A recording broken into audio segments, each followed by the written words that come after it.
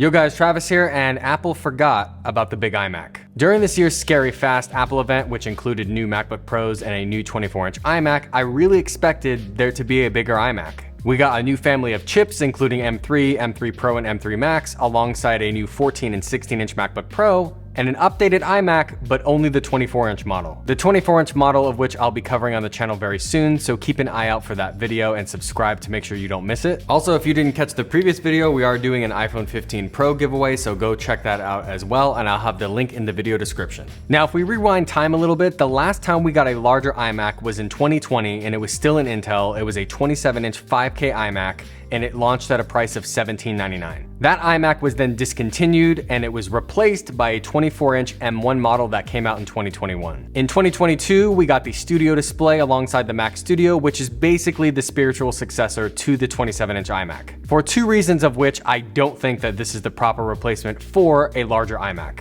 Now, reason number one, price. The 27-inch iMac of yore was priced at $1799, which honestly was a killer deal for what you got. If you look at the guts of that machine, it was basically an Apple Studio display with a $200 Mac inside the enclosure. Also at that time, the 27-inch iMac was regarded as a higher power Mac, especially compared to the Mac Mini and the 21-inch iMac at the time. Now the cost associated with a higher power Mac alongside a 27-inch 5K display is significantly more. The Studio display by itself is $1,600, and then if you look at the Mac Studio, which is obviously the higher power Mac that we have now, that's another $2,000. To be fair, now that we have Apple Silicon, a base model Mac Mini can run circles around any of those Intel iMacs, so let's go with one of those. So if you look on Apple.com, a Mac Mini is $600, and then we take that $1,600 Apple Studio display, we are much more than what a 27-inch iMac would have been worth. But comparatively to a Mac Studio plus Studio display, it is much cheaper. Also, side note, one thing that I noticed while looking at the website, if you go through the checkout process of a Mac Mini, Apple even offers you to bundle a Apple Studio display with it, which makes me think that they should offer a discount where when you bundle a Mac Studio, a Mac Pro, or a Mac Mini,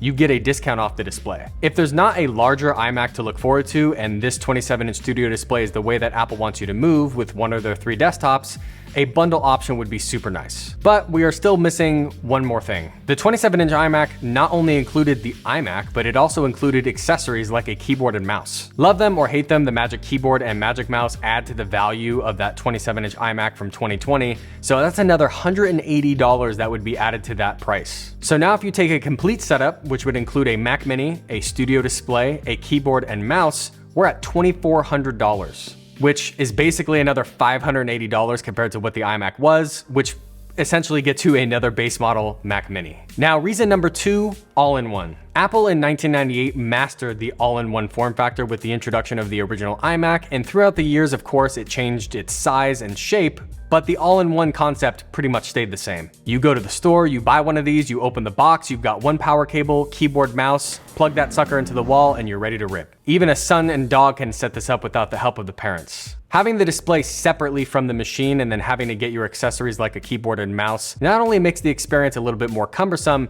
it makes it more confusing. It becomes more difficult to transport, set up, and even purchase for the layman person. Although there is a counter argument to this in that when an iMac reaches old age and no longer supported by macOS, it really becomes a paperweight, and newer iMacs cannot be used as an external monitor. So from the perspective of e-waste, having a separate Mac Mini and Studio display means when that Mac Mini becomes a little bit too old and you want to get a new one, you can just slot it in and continue using your display. However, when you break it down, I think most folks that are buying an iMac are really just buying it for simplicity and form. Now, what does the future hold now that Apple confirmed that we won't be getting a 27-inch iMac replacement? Now, my personal thought is we won't be getting a new 27-inch. We will be getting a new 32-inch iMac. Now, this 32-inch iMac is more of a hope and a dream, but it could be possible. My personal thought is that it would take on the form factor of the Pro Display XDR with that 32-inch 6K display and have all the guts of a Mac Mini or a Mac Studio inside. Now, my only question with this larger iMac would be price. And if we compare it to the Pro Display XDR, that monitor is 4 years old. It's $5,000 for the monitor only and an additional $1,000 for the stand, taking us up to $6,000. If we look at display tech in general, it's evolved significantly since 2019, especially with the introduction of Mini LED. This is apparent in the new 14 and 16-inch MacBook Pros that have XDR displays in the form factor of a laptop. Mini LED in a form factor like a laptop is perfect. It keeps heat down, power consumption low, and very, very good image quality. Now, I'm no Apple engineer by any means, but if you look at the thickness of a Pro Display XDR versus the thickness of a MacBook Pro display,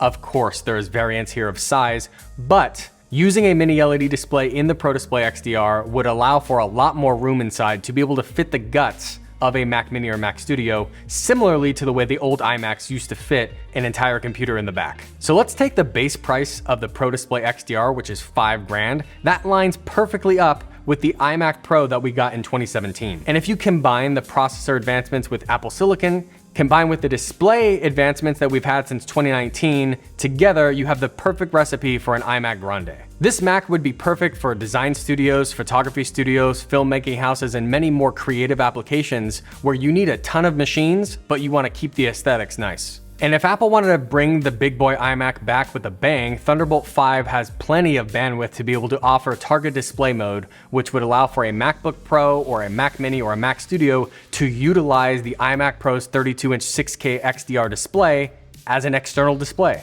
And ultimately, I think a larger iMac or iMac Pro, whatever it could be, is the only product missing in the lineup right now. The lineup of Macs in its entirety is the cleanest it's been in a very long time. We have a 13-inch Air, a 15-inch Air, a 14-inch Pro, and a 16-inch Pro. Then we have 3 desktops with the Mac Mini, Mac Studio, and Mac Pro.